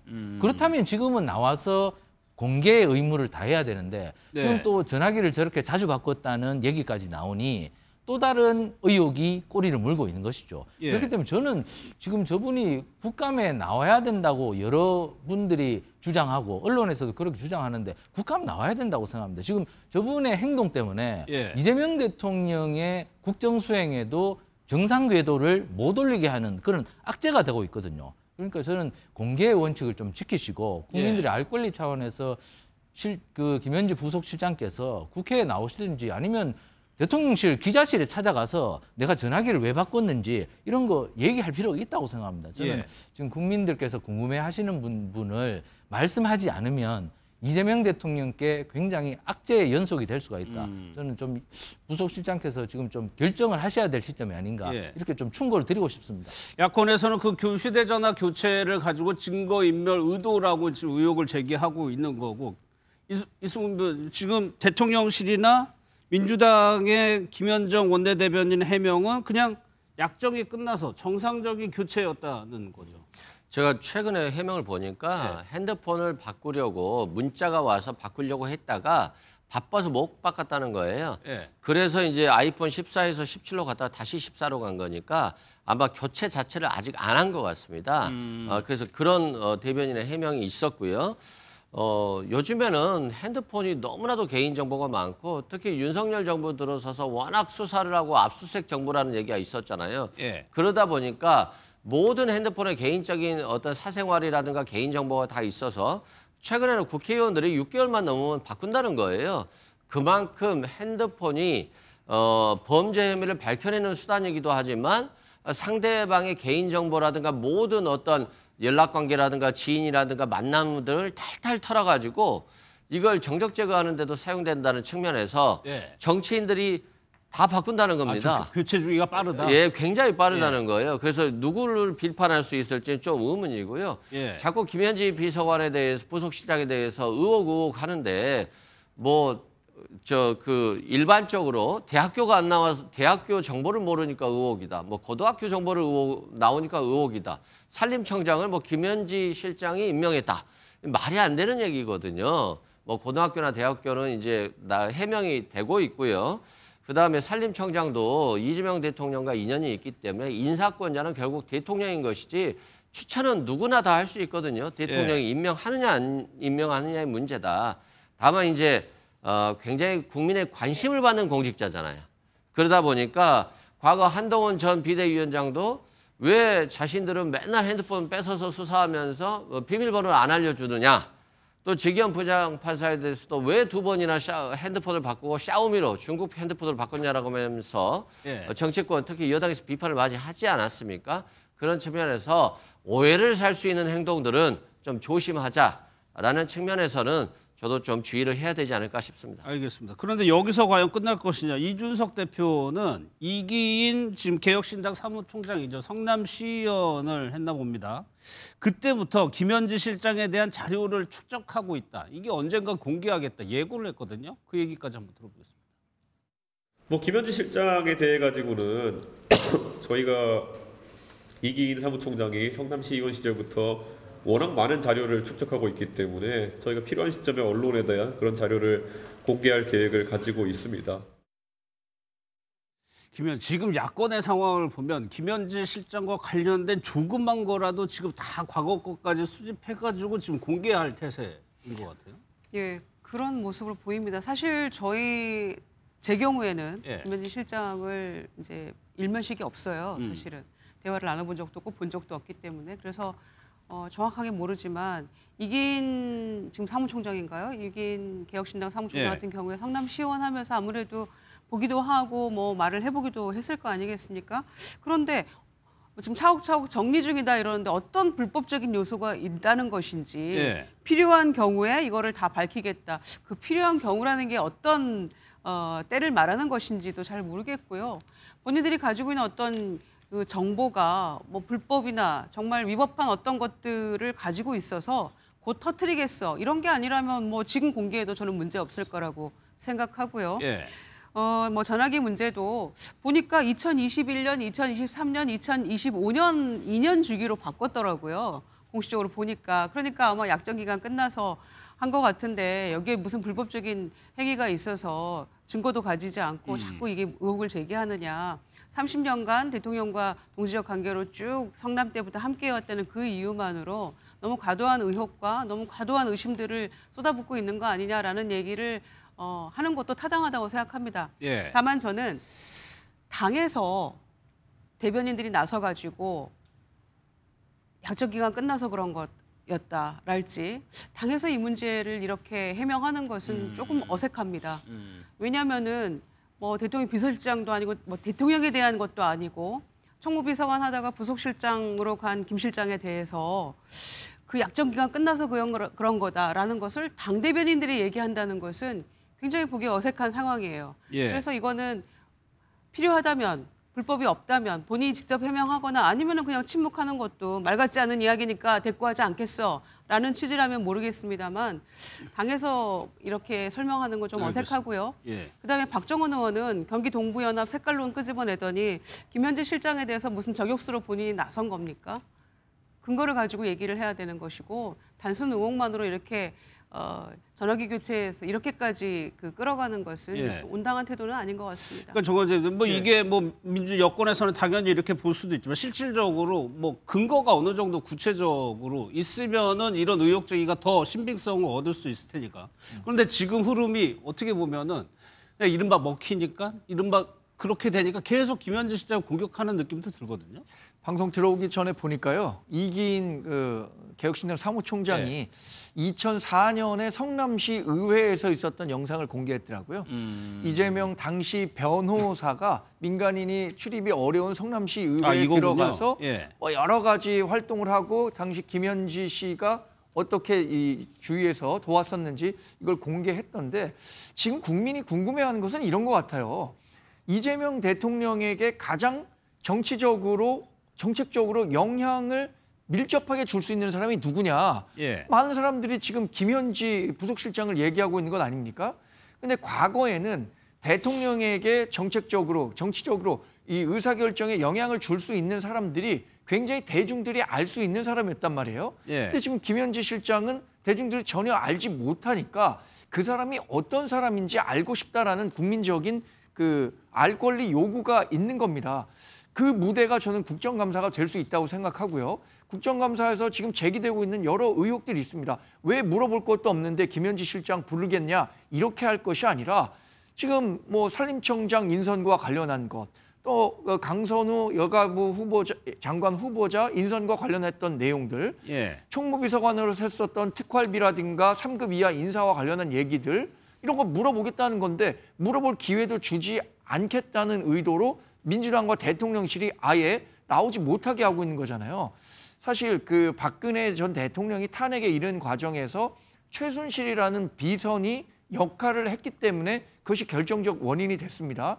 물론 지금 김현지 실장은 부속실장이라는 공식 직책이 있기는 하지만 그 사람이 어떤 생각 갖고 있는지 국민은 당연히 알 만한 권리가 있는 겁니다. 그걸 물어보겠다는 거는데 국정감사에 아예 참석하지 못하도록 하겠다는 것은 뭔가 숨기고 싶은 게 있는 건 아닌가. 적어도 김현지 부속실장이 어떤 생각 갖고 있는지 뭐 톤은 매너는 어떤 건지, 애티튜드는 어떤 건지 이런 것도 국정감사에서 한번 살펴봐야 되지 않겠습니까? 알겠습니다. 김현지 실장에 관련한 공방이 뭐 계속 뭐 이어질 것 같습니다. 또 논란이 되는 인물이 민중기 특검입니다. 주식 투자 관련해서 논란이 일고 있는데 야권의 얘기부터 한번 들어보겠습니다. 민중기 특검이 이재명 정권을 향해 자폭 테러를 했습니다. 정권의 몰락을 막으려면 민중기 특검을 즉각 해체하고 민중기 특검에 대한 특검을 실시해야 합니다. 민중기 특검만 치외법건이 될 수 없습니다. 비공개 정보 이용이 명확한 것으로 보이는데 김건희 여사 구속영장에 이름만 민중기로 바꾸면 될 정도입니다. 논란은 뭐 간략히 요약하면 이겁니다. 이제 태양광 업체 주식이 있었어요. 2010년도에 12,000여 주 전량 처분을 합니다. 그런데 처분 직후에 이 업체가 거래 정지되고 상장 폐지됐다. 간략히 요약하면 이것만 보면은 별 문제가 없어 보이지만 지금 최 의원님 야권에서 얘기하는 거는 구체적으로 들어가 보면 그 거래 사고 팔았던 시점 그거에 대해서 조금 의혹들이 있나 봐요. 저는 이게 7,000명이 4천억 원의 피해를 본 주식입니다. 무려 7,000명이 4천억. 예. 더구나 이게 코스닥이기 때문에 이게 뭐 시총해봐야 얼마 되겠습니까? 예. 얼마 되지도 않는 조그만 회사를 7,000명이 4천억을 손해봤다는 것은 엄청난 피해가 발생됐고 자본시장에 대한 불신을 엄청나게 높여놓은 사안이죠. 예. 근데 굉장히 큰 사안인데 이런 회사는 많습니다. 사실은 많기 예. 때문에 그냥 넘어갈 수도 있죠. 하지만 지금 이 민중기 특검이 이 회사에 투자를 해서 1억 5천을 벌었다는 것은 사실상 저도 주식 투자를 해봤고 증권 담당 기자도 해본 사람 차원에서는 예. 신의 한 수를 했다. 이것은 더구나 그 비상장 당시에 주식을 매입했고 그리고 이 회사가 그냥 코스닥의 정상적인 조건에 대해서 상장한 것도 아니고 우회 상장을 하였고 예. 그리고 우회 상장은 훨씬 쉽게 상장을 한 거죠. 우회 상장을 하였고 그리고 상폐가 됐다. 그런데 상폐가 되기 직전에 팔았다. 예. 이것은 거의 귀신이죠. 그러니까 상장 폐지, 상폐라는 게 상폐가 되면 0이 되는 건가요? 그렇죠. 상폐가 예. 되면은 거의 휴지가 되는 거죠. 예. 그런데 휴지가 되는 거죠. 물론 휴지가 안 될 수도 있죠. 다시 파는 기회가 있긴 한데 이게 그렇다면 누가 봐서도 요즘 주식 투자 안 하는 분들 안 계시지 않습니까? 예. 그렇기 때문에 모든 국민이 봤을 때 이것은 귀신의 한 수다. 근데 어떻게 이렇게 귀신의 한 수를 뒀을까? 이분이 그냥 변호사였나? 아니 그 당시에는 판사였다. 아니 판사가 어떻게 일을 잘 알아? 이렇게 자꾸 캐물어 보니까 아니 그 회사 대표가 이번에 고등학교 또 대학 동기였네. 아니 그게 우연의 일치야?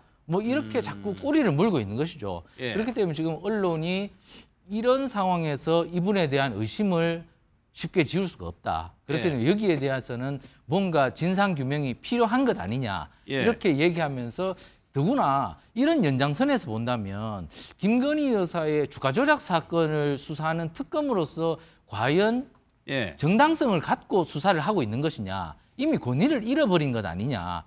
이미 이렇게 된다면 이 특검이 어떤 수사 결과를 내놓든 불신의 대상이 되지 않겠느냐. 이런 의혹이 지금 꼬리를 물고 있다는 것에 대해서 특검이 과연 인식을 하고 있는지 모르겠습니다. 저는 이 특검이 이 사안만 사고를 친 게 아니고 그전에 양평군청의 공무원께서도 극단적인 선택을 하셨고 이런 부분들이 자꾸 꼬리를 물고 있습니다. 이미 이 3대 특검 가운데 김건희 특검에 대해서 많은 사람들이 관심이 가장 높았는데 김건희 특검이 가장 먼저 신뢰성을 잃어버리는 것 같아서 앞으로 수사의 결과가 어찌하든 국민들은 납득하기 어렵고 수용성을 갖기 어려울 것이다. 그렇기 때문에 민특검이 계속 이 특검을 끌고 물론 한 2개월 정도 남았습니다. 계속해서 끌고 갈 수 있을지도 의문이고 그 수사 결과에 대해서 누가 신뢰를 갖고 누가 잘했구나 칭찬할 것인지 저는 굉장히 의문스러워서 이 특검이 결국에는 실패한 특검일 뿐만 아니라 김건희 여사에게 오히려 면죄부를 주는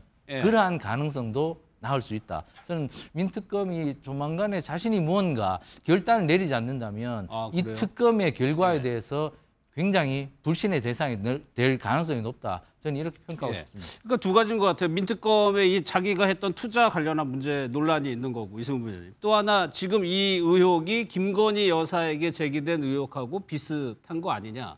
그러면 김건희 여사 수사를 총책임지는 사람이 이렇게 수사를 하는 게 맞느냐 여부인데 그 뒷부분이요. 김건희 여사가 주가 조작 의혹과 관련된 패턴이 유사한 겁니까? 좀 다릅니다. 예. 김건희 씨 같은 경우는 증권회사 직원하고 통화하면서 이 회사가 자본이 감소되니까 주가가 많이 오를 거야 라고 하면서 매집을 한 것 같아요. 예. 매집 당시에 어떤 미공개 정보를 이용한 주식 취득인 것 같고요. 지금 이 민주기 특검 같은 경우는 자신의 고등학교, 대학교 동창인 거잖아요. 그러면 이 비상장 주식을 살 때는 문제가 없었을 것 같아요. 근데 팔 때 그냥 뭐 상장 폐지의 위험이 없었다라고 한다면은 전혀 문제가 법적으로 되지 않는데 문제는 분식회계 사실이 밝혀지고 그래서 감사 의견이 거절이 돼서 상장 폐지가 되면 거의 휴지 조각이잖아요. 근데 휴지 조각이 되기 직전에 팔았고 그래서 결국엔 수익을 냈기 때문에 다른 사람들은 정보가 없어서 못 팔아서 휴지가 됐는데 민주기 특검은 팔았다는 겁니다. 이거 둘 중에 하나입니다. 운이 굉장히 좋았거나 타이밍이 잘 맞았거나 아니면 정말 고등학교 친구였던 대표가 상장 폐지될 것 같아라고 알려줬거나의 문제인 것인데 그렇기 때문에 실은 민주기 특검 입장에서 보면 권위를 좀 많이 잃었다. 주식 주가 조작 수사를 하는데 김건희 씨하고 똑같은 의혹에 휩싸여 있기 때문에 권위를 잃은 부분에 대해서는 정말 안타깝게 생각하고요. 뭐 본인이 해명을 해야 되겠습니다만 아직 수사 기간이 2달이 남았는데 지금 민주기 특검이 사퇴한다는 것 자체는 현실상 수사를 종료하지 못하고 수사를 할 수 없는 상황이 되는 거기 때문에 일단은 특검 기간까지는 수사를 할 것 같고요. 모든 사건을 종료하고 특검이 종료된 이후에 이 부분에 대해서는 제대로 된 해명이 있어야 되고요. 또 뭐 본인이 어떤 선택을 할지는 그때 가봐야 될 것 같습니다. 예, 오늘 김건희 특검에서는 주식 거래 논란이 일어서 죄송하다고 일단 밝혔는데 그렇지만 위법 사항은 없다라고 입장을 밝혔습니다. 그 위법 사항 여부가 그 미공개 정보 이거의 문제인 거죠? 그렇습니다. 그 내부 정보를 이용해서 선행 매매를 했느냐 이게 관건이 될 겁니다. 지금 민주기 특검에게 제기되고 있는 의혹과 관련해서는 개인 주식 논란으로 죄송하다, 위법 사항이 없다 이렇게 얘기할 것이 아니라 나 위법 사항 없기 때문에 나를 수사해도 좋다라는 식으로 얘기해야 되는 사안이라고 봅니다. 2010년의 사안이면요, 사실 김건희 전 여사도 주식 관련해서 수사를 받을 때 검찰 조사에서는 압수수색해도 이렇다 할 증거를 찾지 못했었어요. 그래서 무혐의 처리했던 거 아닙니까? 불기소. 그런데 특검 들어가자마자 뭐 했습니까? 실제 녹취가 담긴 이야기들을 쫙 찾아냈습니다. 그러면 본인에게, 그러니까 민특검에게 주식을 팔라고 했던 증권사 직원은 누구였는지, 그리고 당시에 이것이 이 상장 폐기지 되기 전에 어떻게 본인이 팔 수 있었는지에 대해서 더 설득력 있는 설명을 내놓지 못하면 특검 자체 조사에 대한 정당성을 잃을 수밖에 없다고 생각합니다. 계속해서 이런 불신이 확대된다면 저는 민특검은 사임하고 차라리 다른 사람을 특검에 임명하는 것, 그거 지금 민주당이 의회에서 다수 의석을 갖고 있기 때문에 얼마든지 가능한 거 아닙니까? 그렇게라도 해야지, 아니면 계속해서 이렇게 불신만 쌓아서는 가뜩이나 지금 김건희 여사 특검과 관련해서는 여러 논란이 제기되고 있는 거예요. 아까 얘기한 양평군 공무원에 대한 극단적 선택, 이것뿐만 아니라 19명을 기소했어요. 이 가운데 14명이 구속됐습니다. 근데 그 가운데 9명은 정작 김건희 여사와는 아무 상관없는 별건 수사를 통해서 구속이 된 거예요. 그러면 그동안 민주당이 검찰 수사와 폐해를 얘기하면서 얘기했던 게 가장 많은 게 별건 수사, 먼지털이식 수사였는데 그거 그대로 하고 있는 건 아닙니까? 이런 복합적인 문제들에 대해서 민특검이 분명히 책임을 져야 한다, 이렇게 생각합니다. 그러면 김건희 특검의 수사 자체가 영향을 받을 것이라, 여권에서는 지금 이 사안을 좀 어떻게 보고 있어요? 일단 당연히 뭐 공식적인 입장은 없습니다만 아무래도 악재라고 판단들 하고 있겠죠. 더군다나 혐의가 지금 김건희 특검은 16개 플러스 알파라서 굉장히 가장 많은 혐의에 대해서 좀 수사를 하고 있는 터이기 때문에 아마 상당히 이제 불편한 마음들일 거 아니겠습니까? 더군다나 민중기 특검이 15년 전 일로 이렇게 그 심력기차 죄송하다라고 입장 표명을 했고 불법은 없었다라고 얘기는 합니다만은 첫째는 이제 공소시효가 남아 있는지 잘 모르겠어요. 그러네요. 두 번째는 지금 김건희 씨 관련한 도이치모터스 주가 조작 사건처럼 요 관련한 내용들이 그 증권사 직원의 권유로 이렇게 됐다면 뭐 관련한 녹취라도 남아 있는 것인지 이제 그런 부분들도 사실은 불명확한 것이기 때문에 저는 뭐 민중기 특검을 애써 감쌀 이유도 없고 감싸고 싶은 마음도 없습니다. 왜냐하면은 뭐 중립적인 견지에서 바라봐야 되겠죠. 가장 중요한 건 이 사태가 여론에 미치는 영향이라고 저는 생각합니다. 그래서 사실은 그 특검 수사가 신뢰를 먹고 사는 것인데 민심이 어떻게 지금 이 사태를 바라볼 것인가 그게 가장 저는 중요할 거라고 생각하고요. 그렇죠. 당에서도 아마 민심의 추이를 보고 좀 살피지 않을까 생각합니다. 일단 오늘은 이제 특검으로서 임무를 계속적으로 수행을 하겠다는 입장을 내놨습니다. 다음 소식은 캄보디아 관련한 소식인데 김병주 민주당 최고위원이 이제 청년 3명을 구출했다라고 해가지고 좀 논란이 있었습니다. 그 논란을 해명하는 과정에서 김병주 의원이요 눈물까지 보였네요. 오늘 영상 좀 한번 보도록 하겠습니다. 자식을 둔 애비의 심정으로 진짜 우리 청년들 한 명이라도 더 구출하고 또 구출할 수 있는 시스템을 만들고 와야 되겠다라고 했습니다. 캄보디아 정부 고위급들이 움직여줬습니다. 정부가. 그리고 캄보디아 경찰이 움직여줬고요. 피해자든 가해자든 분명한 것은 우리가 지켜야 할 국민이라는 사실입니다. 국가 국민을 위해서 내 목숨까지도 늘 바쳐야 된다는 각오로 평생 살아왔고요. 이번에도 사실 그런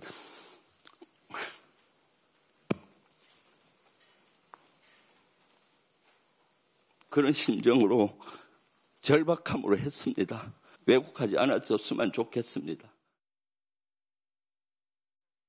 김병주 의원이 이제 진상조사단으로 출국을 했었죠. 글쎄요, 뭐 보수 중에서 정치 쇼라는 좀 비판을 했었죠. 뭐 때문에 그랬습니까? 사성 장군이 뭐 공식 석상에서 눈물을 보이려면 거기에 맞는 합당한 명분이 있어야 하는데 저는 저 사안을 갖고 눈물까지 보였다는 것은 굉장히 김병주 최고위원이 이번에 당황했다 이렇게밖에 볼 수 없을 겁니다. 왜냐하면 저 부분에 대해서 너무 강한 비판이 오니까 자기가 감당하지 못할 만큼의 좀 뭐 그런 변명을 못하니까 눈물로서 그냥 얼버무리려고 저렇게 한 것이 아니냐. 이게 국회의원이 더구나 단 이틀 거기 캄보디아 있으면서 3명을 구출한다는 게 저분이 뭐 예전에 뭐 군인으로서 그냥 휴전선 부근에서 저렇게 한 3명을 우리 뭐 민간인을 적의 그 위협으로부터 구출했다고 하면 믿겠습니다. 하지만 저분은 지금 국회의원이고 그리고 캄보디아 전문가도 아니고 그냥 가셨다가 이틀 만에 그 3명을 구출했다고 하는데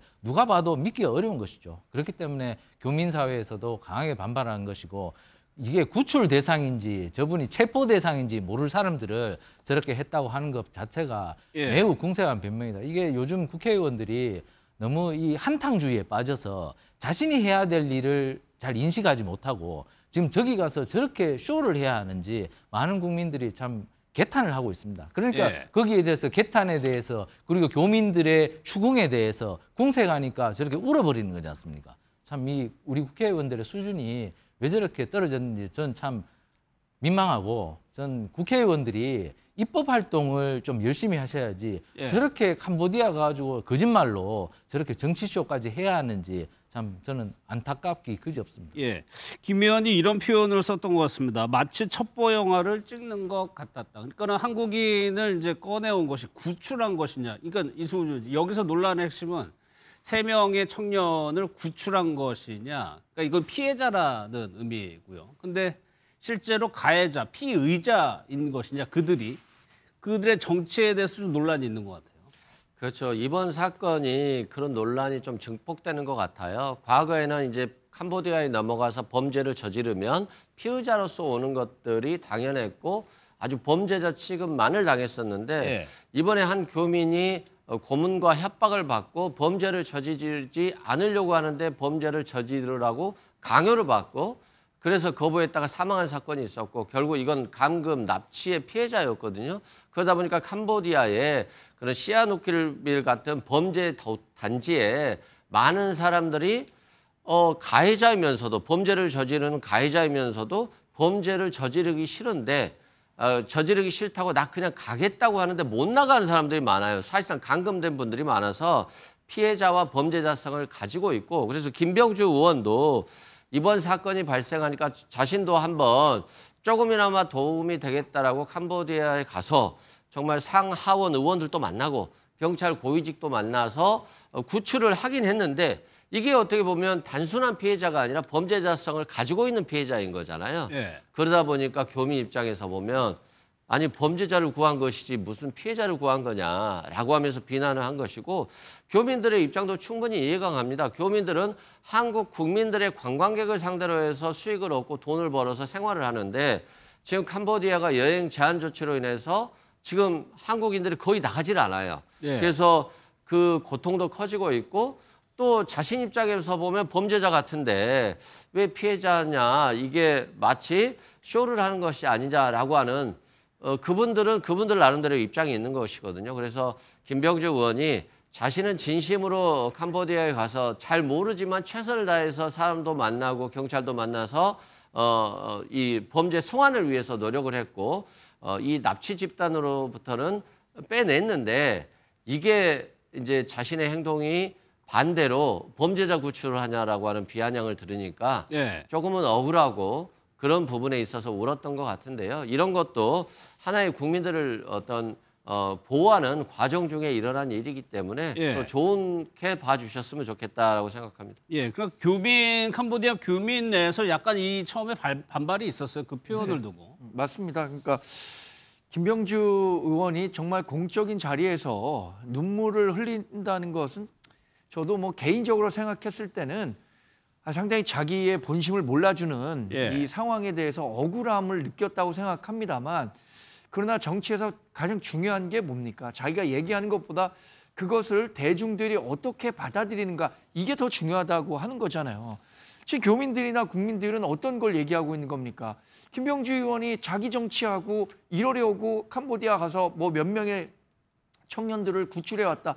이렇게 얘기하는 것 자체가 자기 정치의 일환이다. 너무 정치적 홍보의 일환으로 활용하려 했던 거 아닌가라는 인식을 갖게 된 거잖아요. 예. 그 부분에 대한 문제 제기가 본인으로서는 조금 서운하고 억울할 수는 있겠지만 그 냉정하게 받아들일 대목이 있다고 생각합니다. 예. 또 하나요. 민주당에서 이제 캄보디아에 대해서 군사적 조치까지 언급을 했었죠. 이 부분에 대해서도 좀 논란이 되고 있습니다. 얘기를 한번 들어보겠습니다. 국제사회와 긴밀히 공조하고 캄보디아 정부와의 외교적 협력을 통해서 가능한 모든 수단을 총동원해야 합니다. 필요하다면 군사적 조치 또한 배제해서는 안 됩니다. 이것은 결코 전쟁을 하자는 것이 아닙니다. 우리 군대는 바로 국민의 생명과 안전을 위해 존재한다는 헌법적인 당위성을 말하는 것입니다.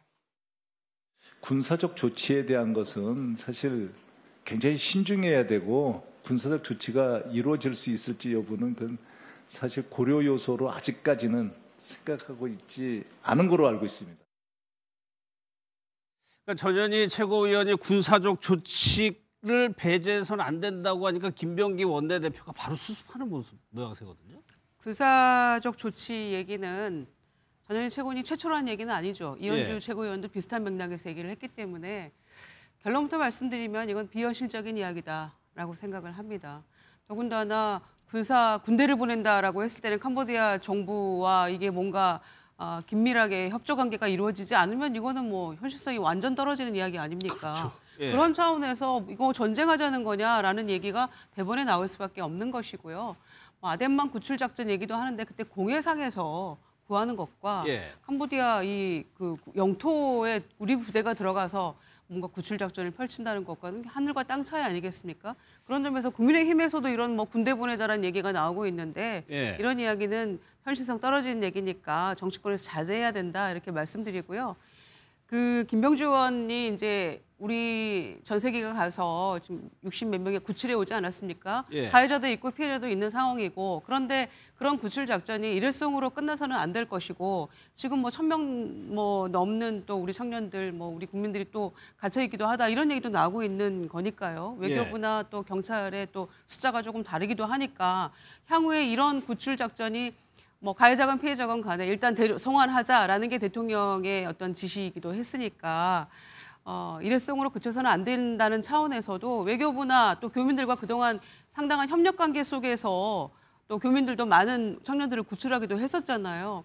그런 점에서는 저는 오해가 없도록 김병주 의원이 이제 상당히 좀 정서적으로는 충격을 받으신 것 같은데, 예. 그러니까 본인 얘기는 교민들하고 협조하는 가운데 막판에 마지막 단계에 가서 좀 정보가 좀 제한됐다. 교민들에게 향하는 그 부분을 명확하게 하지 못해서 캄보디아 당국에서도 정보를 다 그렇게 알리면 조금 문제가 있을 수 있으니까 그런 차원에서 본인도 정보를 제안을 했는데 교민들이 그 부분이 섭섭한 것 같다 이렇게 얘기를 하더라고요. 그래서 예.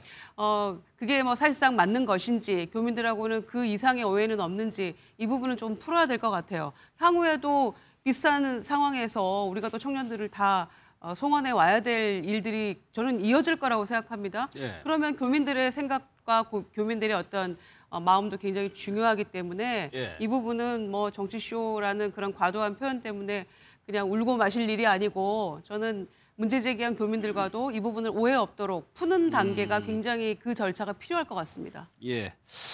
그리고 이런 군사적 조치 같은 경우는 캄보디아 언론들이 또 이거를 쓸 수가 있고 그러다 보면 캄보디아 내에서 여론이 또 안 좋아질 수가 있어서 그 부분도 좀 감안해서 좀 거론이 돼야 될 것 같습니다.